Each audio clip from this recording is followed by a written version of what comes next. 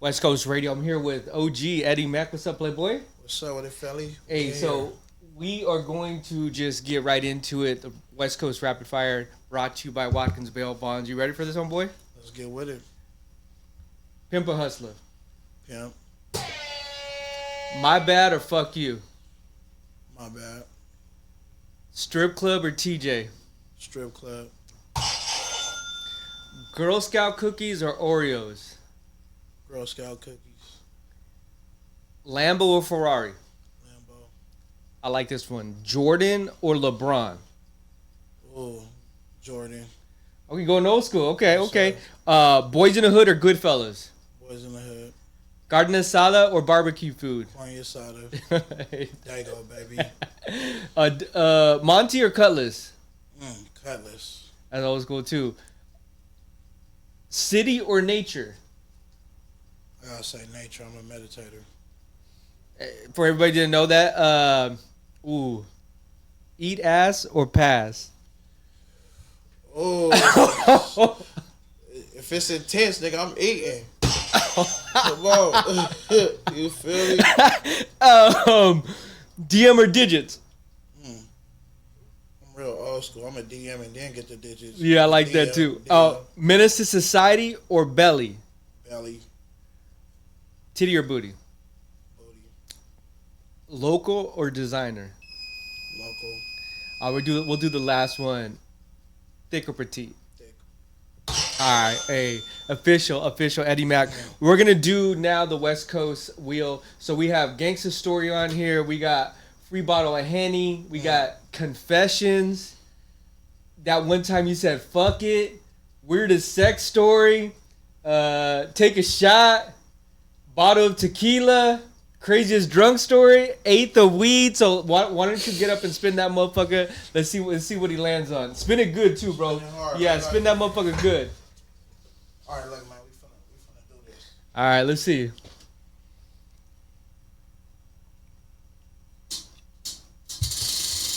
I like that. I'll take that spin. Free bottle of Henny. Hey, we had it ready for him too. You gonna drink this with me? Right? I'll take a sip with you. I don't know if I'll drink that whole thing, but I'll take a sip with you Everybody for sure. in here go out to drink this with me. Hey, so the question I love asking everybody that steps in here, let everybody know that from across the world, across the nation, that doesn't live in Cali, doesn't live in Southern California, how does it feel just to wake up being from the West Coast? Because you've lived in different parts of the country that people don't know this shit. But so, how does that feel to you? How does it feel? Man, that is everything. Waking up knowing that I'm a part of this West Coast business. You feel me? This West Coast shit. It ain't nobody around the world like us on the West Coast. You feel me? It's people out there that try to mimic the games. They try to mimic the dances. We got our own originality, and I feel like, we the realest in the country. It's interesting, too, because I was thinking back. That's why I said he's an OG of the station here. Gang, gang. You used to live in Texas, right? Yes, sir. And so you've seen different parts of the country and how their flavor is, I guess you could say, and how their swag is, and when you went out there and now you get a different perspective, right? Right. So how did you feel when you moved out there and then you kind of like, okay, I'm not here though? Right. So it's definitely a different take. It's 100% different. I wasn't even comfortable promoting my music out there. Mind you, they don't support or listen to any California music for everybody listening. So when I went out there, I even tried to play some California music. They like, about it? Yeah, that's all right. We gonna play this. Even in their clubs, you don't hear no California music. But when you come out here, it's nothing but Texas shit being played in the clubs. It's nothing but down south Atlanta shit. Mm-hmm. So at the end of the day, I feel like, we got to get it to where all they knocking is us. Don't get it wrong. All the other shit they jocking us for, the gang banging, you feel me, the hardcore lifestyle, you feel me, the West Coast masculinity we got out here. But as far as the music, nah, out there they only listening to down south. Yeah. And when I tried to perform, you feel me, they was fucking with it, but they wasn't fucking with it like that. So it's a little bit harder. It's just a different culture. Definitely. It's just a different culture. When we from out here, you just, I don't know.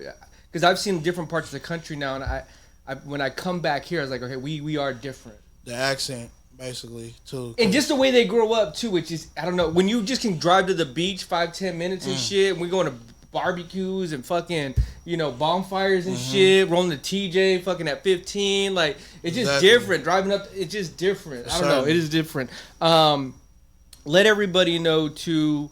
I know we were talking about a new project that you have coming out. Yes, sir. Before we get into that, I do want to kind of know your opinion, kind of state of hip hop, rap in Dago. But who are your top 5 producers that you like to work with? Don't leave nobody out, because we're gonna really use this clip and it.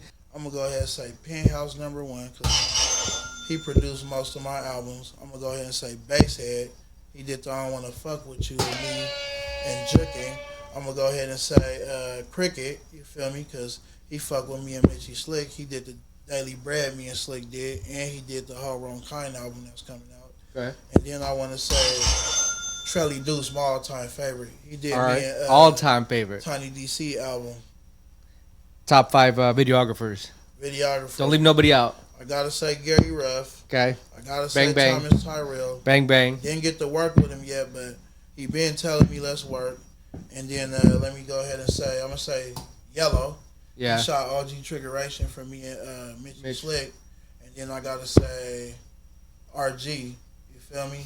And then I also gotta say with our recent video, I got to see the video finish. Hendo Unplugged and they team. They did it. Yeah, they got a what they're doing over there too is let's right into this then on that same wavelength. Top 5 studios.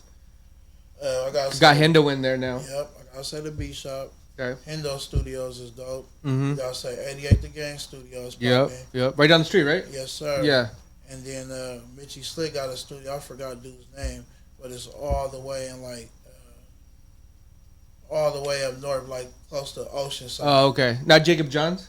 No, I forgot his name, but I'll probably tell you later. Shout out to Jacob John though, too. Soul Shakedown. Yeah, shout out to him, and that's pretty much it.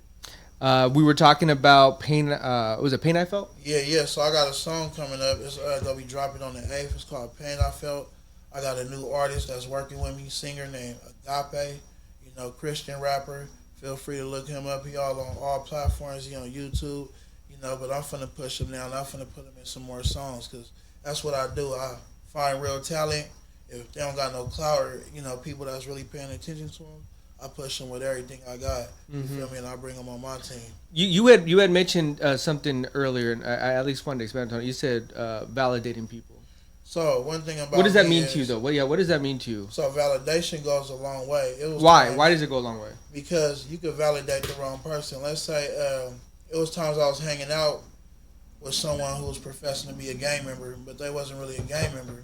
Okay. And I learned just by hanging out with them. A lot of homies saw this person. They started letting him come around.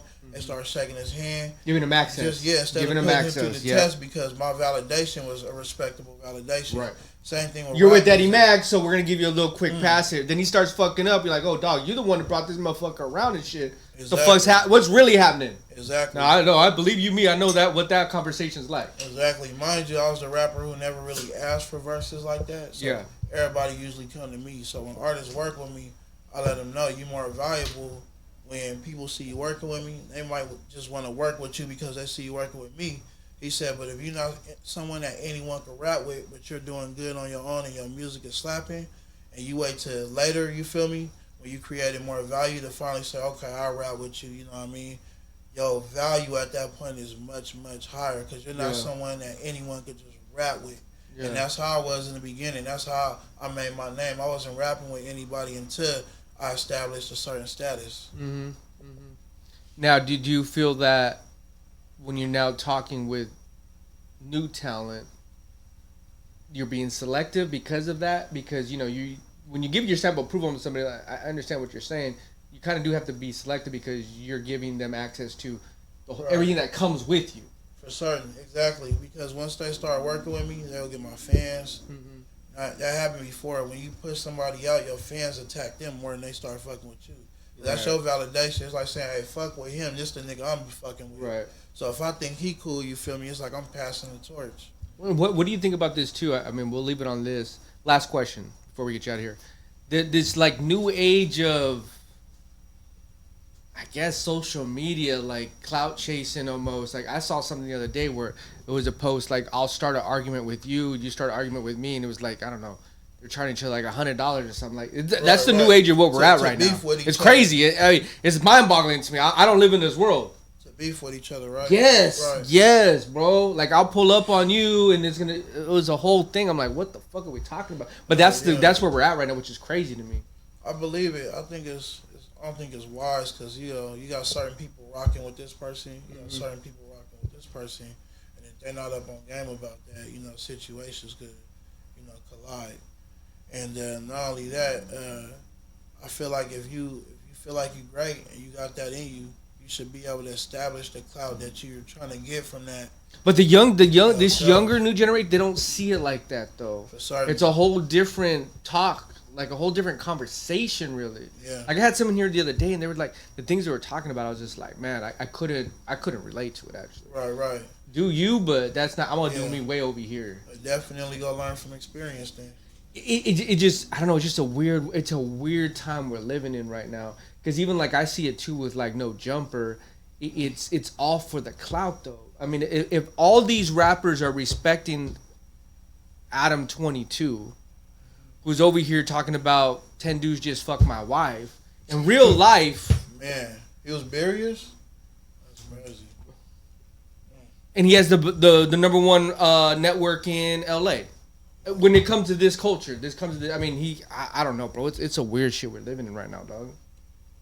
He has the advantage of the power of attention on his side. He got a lot of because he has the numbers on YouTube. And today, RCML Lavish say attention today and likes on social media attention is more valuable than money these days.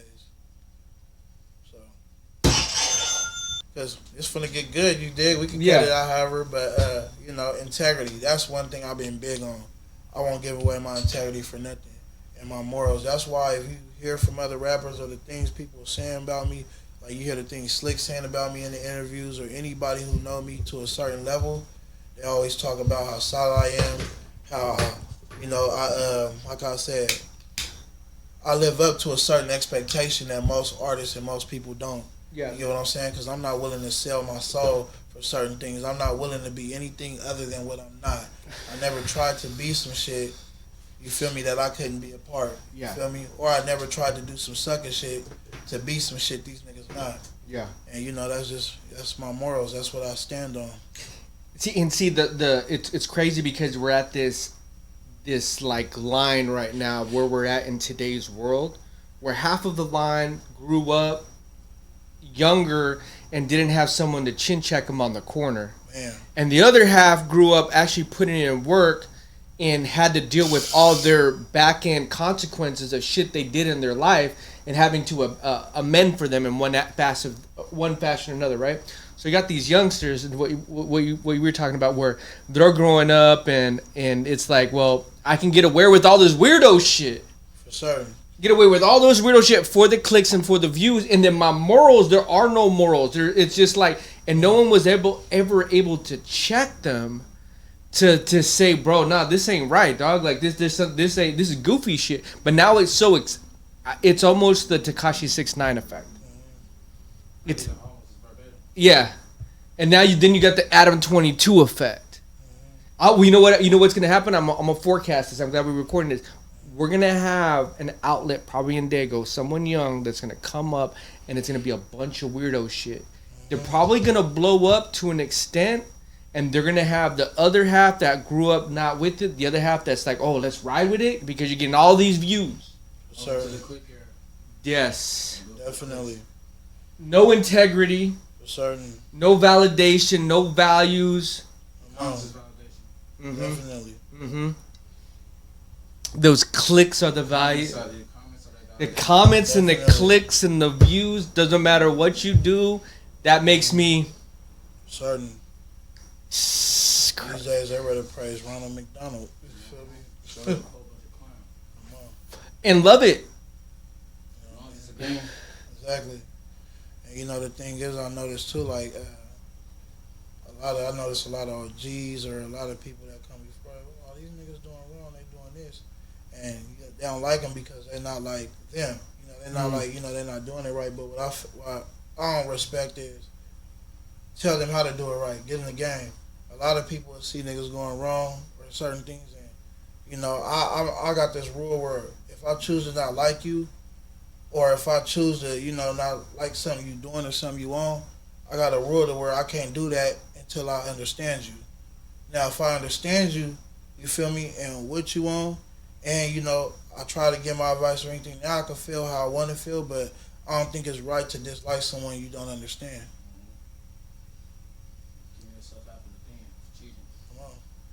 You know, I'll expand on this, and while we leave it on this, it's interesting growing a brand, growing a business. I'll give some free game to some people. What I've learned is there are times when I disagree with what people are doing, and I can't align with it. And I'm trying to do what you're saying, right? Trying to give them kind of the benefit of the doubt. I'm trying to be like, nah, like, all right, we don't see it the same way. I'll try to figure out why, right? I'll try. But then sometimes it gets to a certain point when I realize we have different visions. And when you start to really understand where their vision is and your vision is, and you can like, oh, nah, we ain't never will align. Now, you can still keep it over here. I'll keep it over here. I'm not going to disrespect. I'm not going to have no beef with you. But we just can't align with it. And what I've noticed even on top of that is I see it quick when it happens too. When I want to work with somebody, I'm like, all right, well, let's put 1,000 down. I'm gonna see really where someone's at. For certain, fast. Like, are you just here just to like? Are you serious about this? Because if you put that down, let's have another conversation. Let's run it the fuck back. But then if I start seeing our visions on our line, at least we only put 1,000 down, and we can still part ways where there's not going to be no drama to an extent. You know what I mean? But it's always, to me, I've always realized too, when there's no money involved, when we beefing, man, bro, get the fuck out of here. I'm over here dealing with. There is no point. There's no fucking point. We got no benefit. Just a deal. Exactly. Just like when a motherfucker wants your fade. I heard Slick say some shit like, nigga, if I'm gonna catch a nigga fade, you better have just as much to lose as I do. That's... You better be able to afford it. You know, I do want to talk about the new projects that you have. We were talking about Keep Up the Name with Mitchy. How did you guys... you've been working with Mitchy for a minute, so I mean... Oh, yeah. Big bro. You know, that's my... I'm actually his artist. That's my manager. You know, we under Wrongkind. I'm under Wrongkind. He actually, you know, he pushing your boy pretty hard. You know, big bro always got something good to say, you feel me? Because of him, you know, I'm known in many other places. But, you know, it was funny because we already did the Wrongkind album. That's going to drop a little later after this project coming out. Mind you, I spent heat all over it. But one day he just called me to the studio. He like, I got this beat, bro. I need you on it. I hear you on it. So I pull up to the lab, and it was to Keep Up the Names beat, the song that we was, you know, that we did the video to. Yeah, so the video's dropping on the 1st. Got you. So, you know, April 1st. He gave me the concept, we did the hook, and then, you know, the concept went so well with the beat, you know, I went from there, started listening to the beat, figured out what I wanted to say, and I gassed it, you feel me? Everybody in the studio was like, damn. We did the video, everybody was shooting the video, was like, damn. So, you know, it's actually a good opportunity for me, and, you know. Is that an easy process for you? I think... Yeah, I've recently been able to experience what it's like when you go into the studio and I can see the producer kind of cut in and like, you know, how was that process with you when you go in there? So, right when I go in, I try to get focused. You know, I get this zone where it's hard to talk to me until I'm done doing what I got to do because it's hard to, you know, tap into that if I'm not focused. Sometimes I got to walk away from the crowd and be on my phone. So, someone could try to come talk to me. I probably won't respond as well until I know that, okay, it's like you're in the game. I'm in the game right now. Yeah. I'm almost done my verse. So the beat always tells me what to write, really. I listen to the beat. I already know what I'm going to talk about from the hook. So, you know, it take me about 10, 15 minutes, you know, to knock it out. If it's a beat that I don't like, probably about 30 minutes. But it's pretty easy for me, you know. After and are you a writer? Or, like, do you, like, on the spot? Yeah, I'm the writer. I do it on the spot. But I mean, like, do you like just have books of like lyrics and shit that you go back to, or you just like to do it on the fly? So I'm always freestyling in my head sometimes. If I get a dope line, I'm like, that's big, I'll write it down. So if I ever get writer's block in the future or in the studio, I'll go back to that line if I need it. But I really like to write fresh based on the subject. I like to rap anything that's about my life, an event that I need to talk about, or things that people don't see. The other projects too, I think you were talking about Untold Truth. Exactly. So Never Fold. Yes, sir. What was the other one? Always Stay G. Yes, sir. I'm always be a G. Always be a G. So I'm always be a G is out. And I meant to talk about that last time we was here, you feel me? But I didn't get to push it as well as I needed to because I ended up catching a case. So now that I'm back out, I'm always be a G. The video is out. You know what I mean? Go knock it. It's people in the pen saying they help them get through situations. It's in the catalog.